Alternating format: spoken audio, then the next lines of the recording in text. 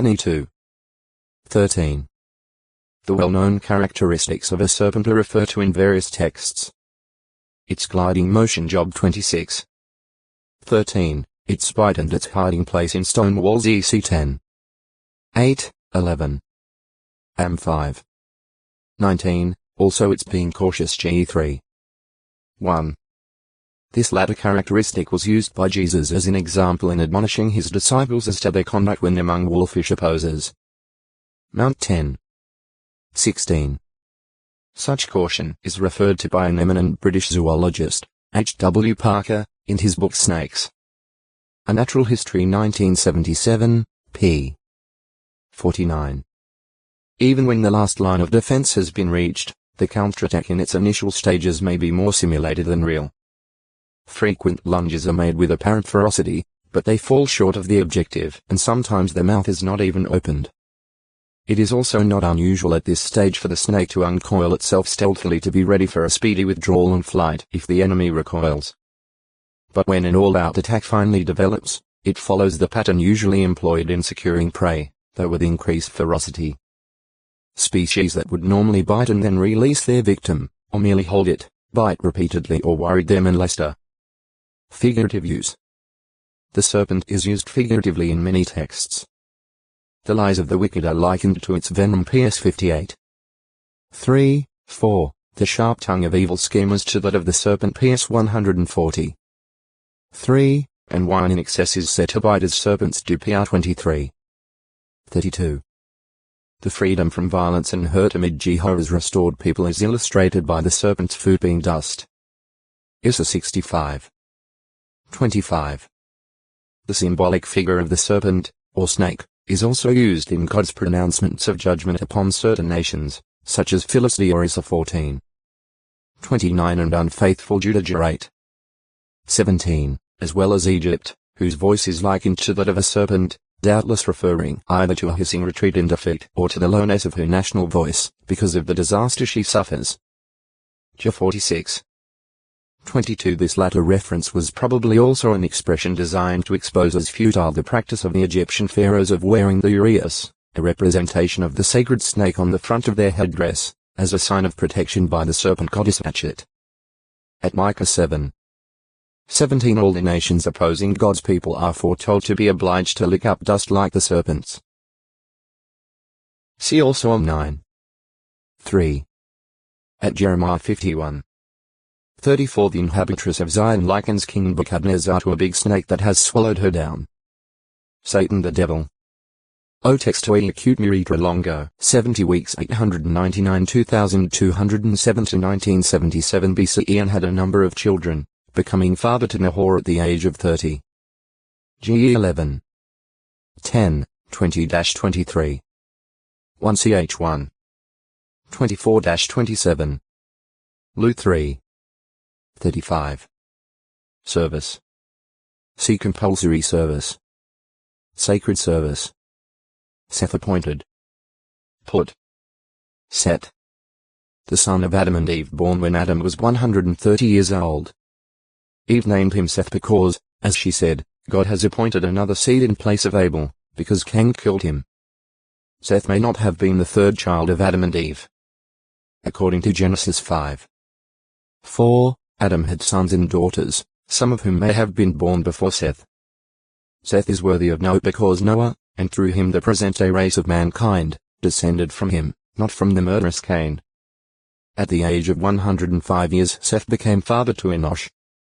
Seth died at the age of 912 years 3896 to 2984 BCE. GE 4. 17, 25, 26. 5. 3-8. 1 CH 1. 1-4. Lu 3. 38. Sethesthur from a root meaning hide. Conceal. The Asherah chieftain appointed with representatives of the other tribes to spy out Canaan. Son of Michael. New 13. 2, 3, 13. Settler. See alien resident. 7. See number, numeral. 70 weeks. a prophetic time period referred to at Daniel 9:24-27, during which Jerusalem would be rebuilt and Messiah would appear and then be cut off. Following that period, the city as well as the holy place would be made desolate. In the first year of Darius the son of Ahasuerus of the seed of the Medes, the prophet Daniel discerned from the prophecy of Jeremiah that the time for the release of the Jews from Babylon and their return to Jerusalem was near. Daniel then diligently sought Jehovah in prayer, in harmony with Jeremiah's words. "And you will certainly call me and come and pray to me, and I will listen to you. And you will actually seek me and find me, for you will search for me with all your heart. And I will let myself be found by you," is the utterance of Jehovah. "And I will bring you back to the place from which I caused you to go into exile." Jer 29. 10-14. Dar 9. 1-4. While Daniel was praying, Jehovah sent his angel Gabriel with a prophecy that nearly all Bible commentators accept as messianic, though there are many variations in their understanding of it. Gabriel said, "There are 70 weeks that have been determined upon your people and upon your holy city, in order to terminate the transgression, and to finish off sin, and to make atonement for error, and to bring in righteousness for times indefinite, and to imprint a seal upon vision and prophet, and to anoint the Holy of Holies. And you should know and have the insight that from the going forth of the work to restore and to rebuild Jerusalem until Messiah the leader, there will be 7 weeks, also 62 weeks. She will return and be actually rebuilt, with a public square and moat, but in the straits of the times. And after the 62 weeks Messiah will be cut off, with nothing for himself. And the city and the holy place the people of a leader that is coming will bring to their ruin. And the end of it will be by the flood. And until the end there will be war. What is decided upon is desolations. And he must keep the covenant in force for the many for 1 week. And at the half of the week he will cause sacrifice and gift offering to cease. And upon the wing of disgusting things there will be the one causing desolation. And until an extermination, the very thing decided upon will go pouring out also upon the one lying desolate. Dar 9. 24-27. A Messianic prophecy. It is quite evident that this prophecy is a jewel in the matter of identifying the Messiah.